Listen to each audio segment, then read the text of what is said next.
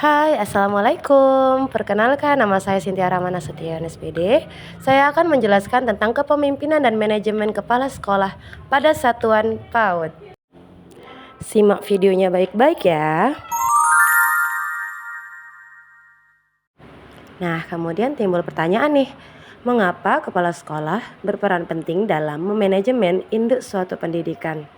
Nah, seperti yang kita tahu, kepala sekolah merupakan pemimpin yang memiliki tanggung jawab dalam memimpin proses pendidikan di sekolahnya.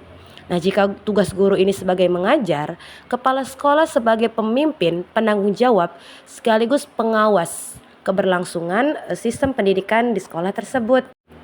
Lalu bagaimana sih karakteristik yang harus dimiliki oleh seorang kepala sekolah? Hal-hal tersebut akan saya jabarkan di sini. Nah, yang pertama, memiliki visi dan misi yang jelas. Visi dan misi ini bukan hanya pajangan saja loh ya.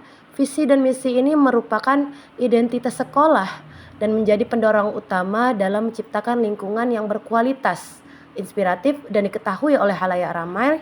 Kemudian setelah visi dan misi tersusun dengan baik, harus diaplikasikan dengan baik juga. Dalam penyusunan visi misi, kita harus tahu karakteristik ataupun konteks sekolah yang akan kita bangun. Dengan cara apa? Dengan membuat pemetaan belajar di lingkungan sekolah.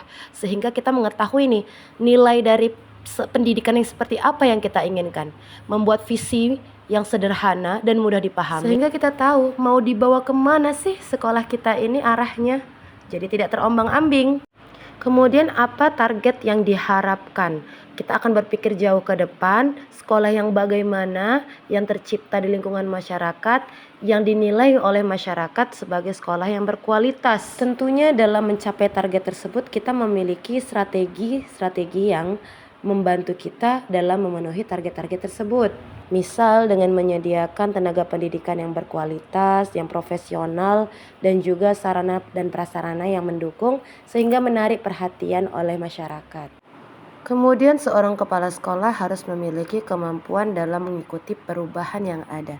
Nah, dalam perkembangan zaman ini, apalagi masa sekarang kita ini, ilmu pengetahuan dan teknologi informasi berkembang dan pembelajaran akan membosankan tanpa adanya perubahan. Kepala sekolah harus siap sedia untuk menghadapi perubahan yang terjadi, baik yang berkaitan dengan kebijakan pendidikan, teknologi, maupun dinamika sosial.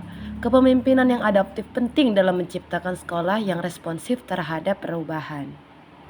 Kemudian juga kepala sekolah harus memiliki komunikasi yang baik terhadap berbagai pihak, baik itu terhadap guru, orang tua, maupun masyarakat. Komunikasi yang terbuka dan transparan dapat membantu menghindari kesalahpahaman dan meningkatkan kerjasama yang baik pula. Seorang kepala sekolah harus memastikan bahwa setiap keputusan yang dia ambil mendukung upaya peningkatan kualitas pendidikan, baik melalui kurikulum, metode pengajaran, evaluasi siswa, maupun sarana prasarana yang mendukung akan membantu kualitas pendidikan sekolah tersebut. Selanjutnya, memanajemen sumber daya yang tersedia merupakan hal cerdas yang harus dilakukan oleh seorang kepala sekolah. Mengelola sumber daya manusia dapat kita lakukan dengan mengikut sertakan pelatihan, pembinaan, rekrutmen, pengadakan perubahan sistem, kesempatan, dan penghargaan bagi para tenaga pendidik. Kemudian kepala sekolah memiliki peran penting dalam pengelolaan pembiayaan pendidikan, mulai dari perencanaan hingga pengawasan. Mereka bertanggung jawab mengawasi anggaran dan perencanaan keuangan sekolah, termasuk alokasi pembiayaan pendidikan. Begitu juga dengan fasilitas pendidikan dan waktu yang efisien yang harus dirancang oleh kepala sekolah dan para tenaga pendidik. Karena itu, kepala sekolah perlu memastikan bahwa sumber daya yang ada digunakan secara optimal untuk mencapai tujuan pendidikan yang diinginkan. Kepala sekolah harus memiliki kemampuan untuk membuat keputusan yang bijaksana, didasarkan pada data dan analisis yang mendalam. Keputusan tersebut harus mengutamakan kepentingan siswa dan kualitas pendidikan. Adapun yang dapat dilakukan dalam mengambil suatu keputusan yaitu dengan bersikap demokratis, tidak individualis, tetap mengambil keputusan dengan melihat banyak arah dan memikirkan dampak dari keputusan tersebut dalam jangka yang panjang. Nah, kemudian yang tak kalah penting, Kepala sekolah perlu membangun hubungan yang baik dengan orang tua siswa dan masyarakat sekitar. Kepala sekolah perlu melibatkan mereka dalam proses pendidikan dan menjalin kemitraan untuk mendukung perkembangan siswa.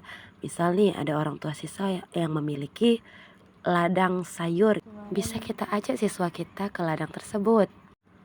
Atau orang tua siswa yang berprofesi sebagai polisi misalnya bisa kita undang untuk ikut mengisi kegiatan parenting antara sesama orang tua dan guru.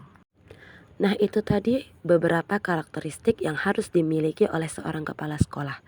Dengan kombinasi kepemimpinan yang visioner dan manajemen yang efisien, kepala sekolah dapat menciptakan lingkungan yang mendukung pembelajaran yang optimal dan kesejahteraan seluruh warga sekolah.